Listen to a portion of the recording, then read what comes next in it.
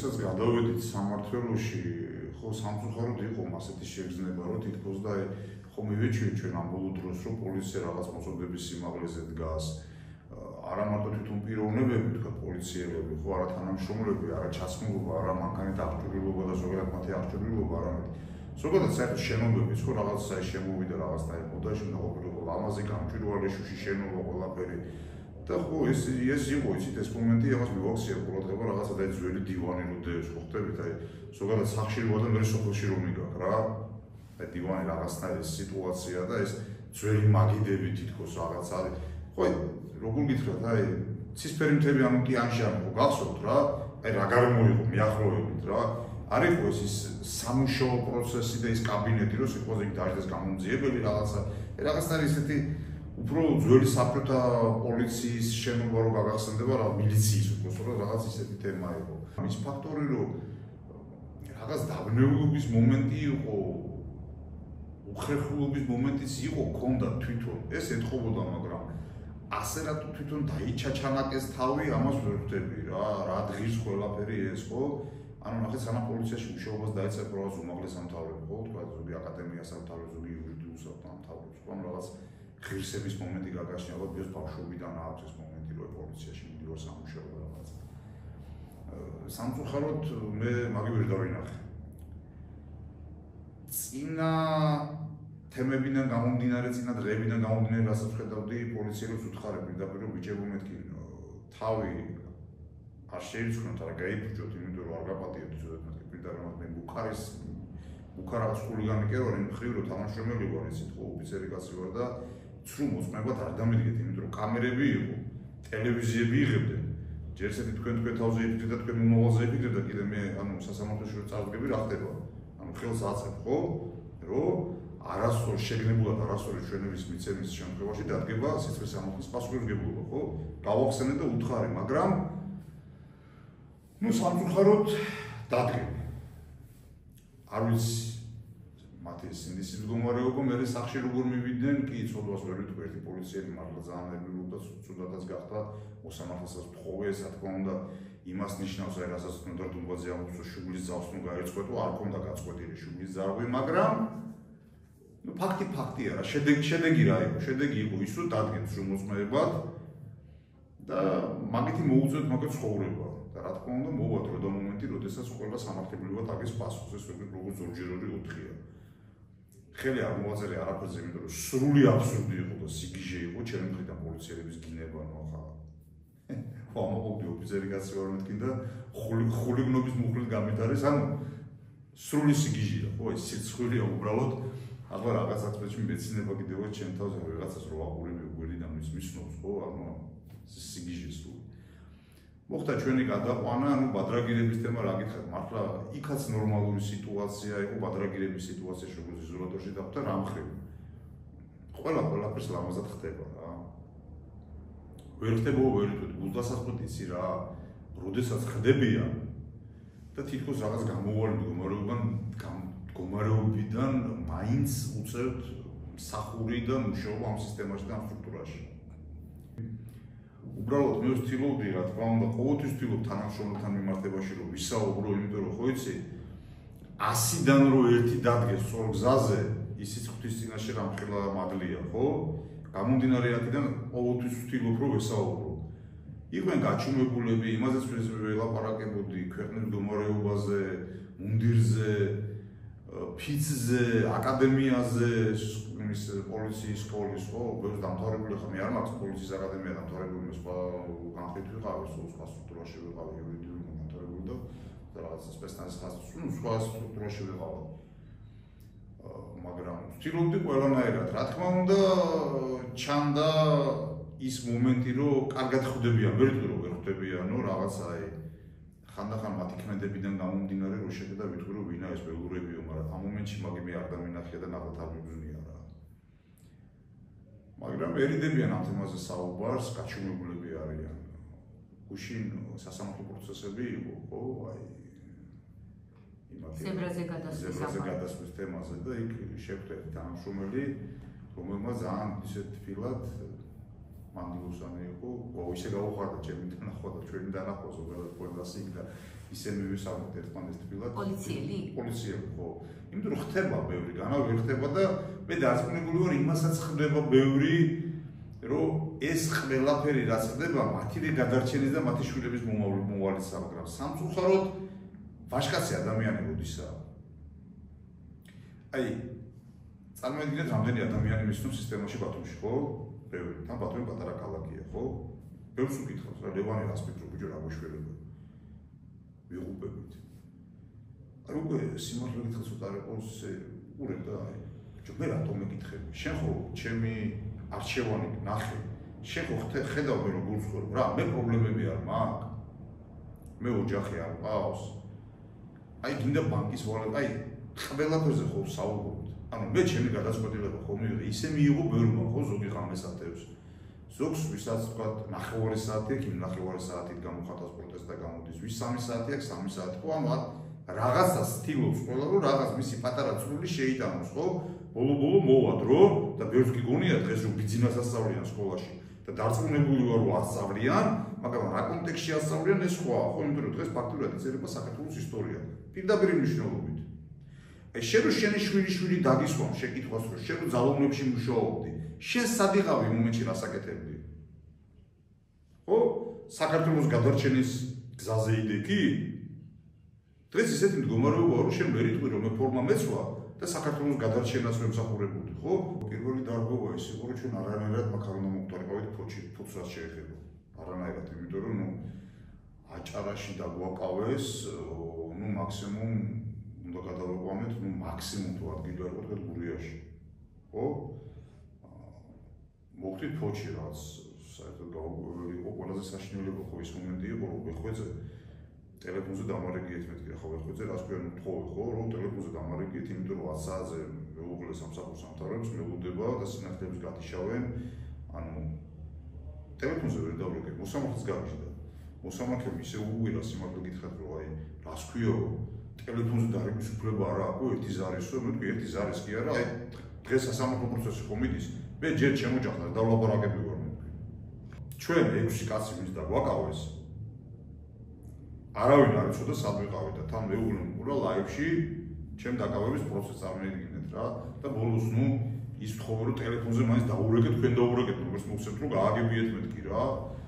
და რომ დაურეკოს მეუღლემ ძალიან მშვიდად მიიღო ხა ჩემი გამოვლენის ცხოვრებიდან გამომდინარე ბევრი რამე გადატანილი ცხოვრებაში და ძალიან მშვიდად მიიღო და უთხრა ნუ ვიცი რომ ყველაფერი საქმის კურსში ვარ, მაგრამ ის მომენტი რომ ფოთში ვიყავი ეს ძალიან დიდი დრო დაჭირდა მაგის გარკვევას, ანუ გვიან ღამით იყო უკვე, როდესაც ესე იგი გაარკვიეს როგორც მე გავიგე, სად ვიყავი და რა. ანუ აღმოჩნდი ფოთში, სადაც არ უნდა აღმოჩნდარიყავ არანაირად.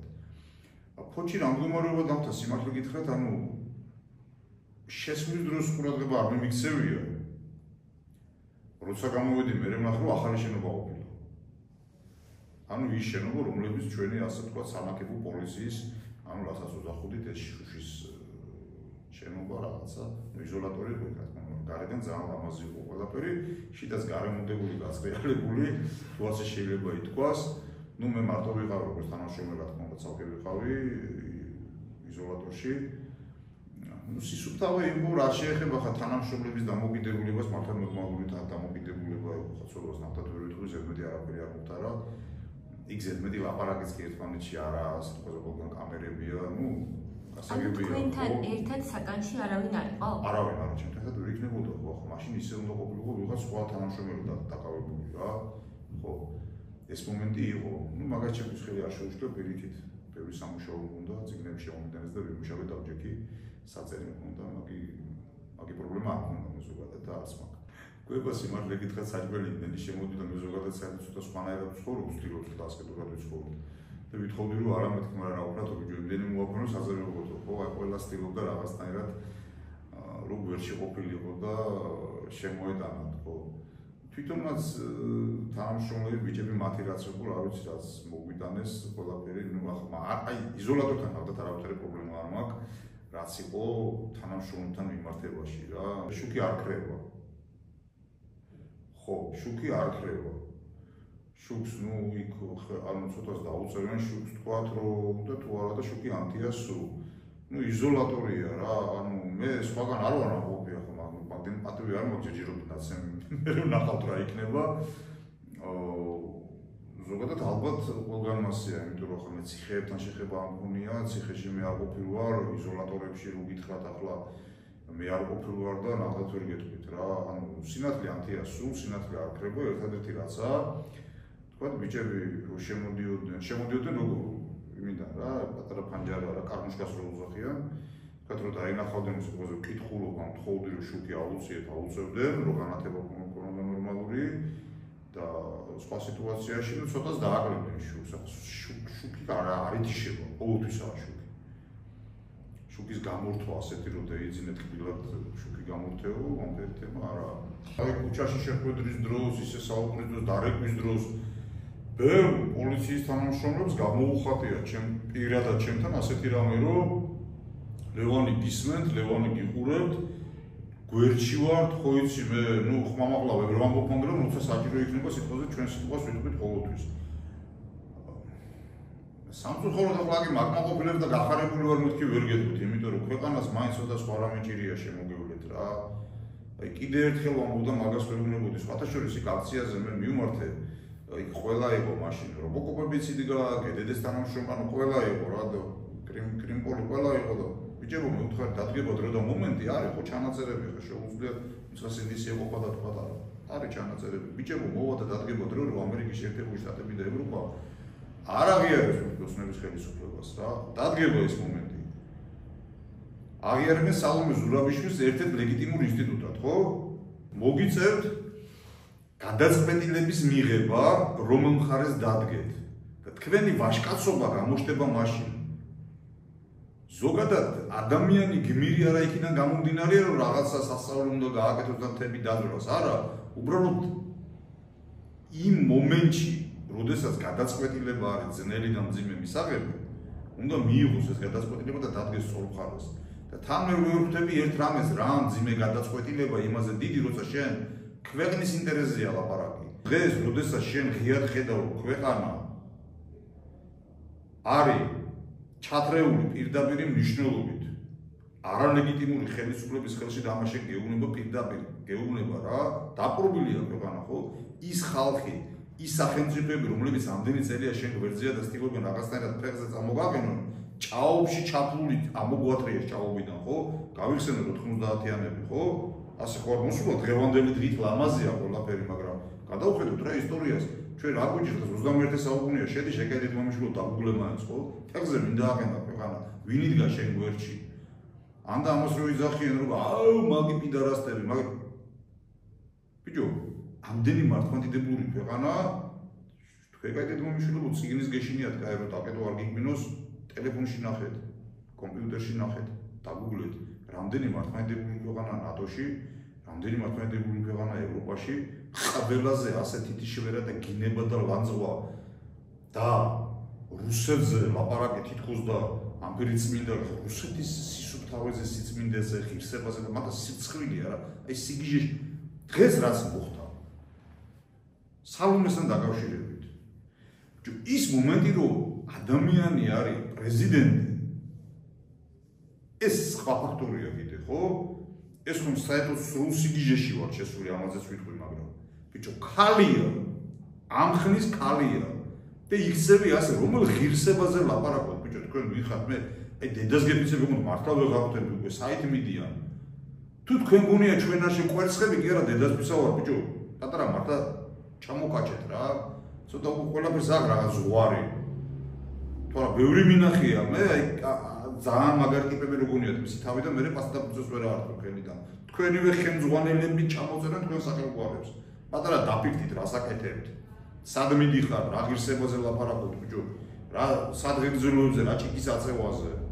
და ის ფაქტორი რომ საქართველოში ჩვენ რამდენიც არ უნდა ვილაპარაკოთ და ვიღაცას ვაბრალოთ ყველაფერში ვარ დამნაშავეები ჩვენ ქრისტიანებაზე თუ ლაპარაკობთ ხო და თავს ქრისტიანებად თვლით უპირველეს ყოვლისა დავიდანაშაული ჩვენი თავი ჩვენ ვიღაცას ნუ კი ვაბრალებთ ბიჭო ზვიადი ვინ მოკლა ჩვენი ხელით ხომ მოხდა ზვიადი ხო გინდა ისე ილაპარაკეთ და გინდა ასე შევარდნაძეს ორჯერ ტერაქტი მოუწყვეთ და მე რევოლუცია იყო ხო გამოვეკიდეთ მიშა ციხეშია ბიჭო, მეოთხე და მეხუთე პრეზიდენტი პროტესტის რეჟიმშია, მეხუთეს კიდო დაჭერით ემუქრებიან და ახლა კვერცხები დახტენ.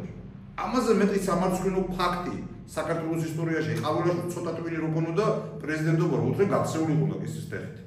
რო გადახედავ ანუ ხო ხტებით რას ვამბობ რა, რო გადახედავ საქართველოში პრეზიდენტი ვინ რომელ პრეზიდენტს აბედი ეწვია. ერთი მარგველაშვილია ჯერჯერობით ღმერთით რამე ცოტა ისე გამოძრავი რა თორა ანუ სიგიჟია. ამაზე მეტი სირცხვილი ქვეყნის ისტორიაში რა უნდა იყოს რომ 30 წლის თუ რა 32 წლის ხო შეიძლება სამდენია ხო გადავიან გარშოთ ხო აი რამდენი პრეზიდენტი ხო და ვინ როგორ დაასრულა ეს ჩვენი სიცხვილი არაა და ეს ხო საბოლოო დაგვირგვინება იყო კვერცხების სროლა აღიარებულ ერთ-ერთ ლეგიტიმურ თავარსარდალზე და თან ვიზე ქალზე